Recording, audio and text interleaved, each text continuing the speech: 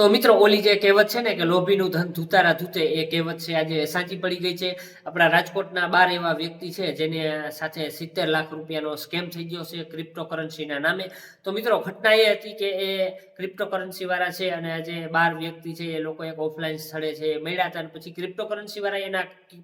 કોઈનની છે માહિતી આપી અને પછી ત્યાંથી એ લોકો છૂટા પડી ગયા અને પછી આગળ જતા છે ક્રિપ્ટોકરન્સીના જે કોઈનના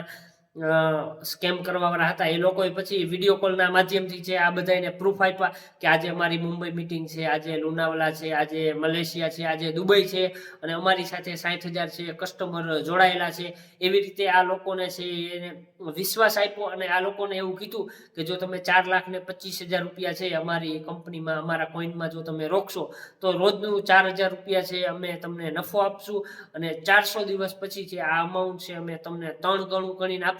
અને આ લોકોને છે વિશ્વાસ આવી ગયો અને આ લોકોએ છે એની કોઈનમાં જે પૈસા રોક્યા અને એ લોકો સાથે આવી રીતે 70 લાખ રૂપિયાનો સ્કેમ થઈ ગયો છે. તો આવી રીતે ક્યારેય તમારે લોભાવણી સ્કીમમાં આવવાનું નથી અને આવી કોઈ પણ લોભાવણી સ્કીમ આવે તો એનાથી ચેતતું રહેવાનું છે અને બીજા પણ લોકોને છે ચેતતા રહેવાના છે. તે આ વિડીયો બધા સુધી તમારા મિત્રો સુધી મોકલી દો જે આ સ્કેમથી બચે.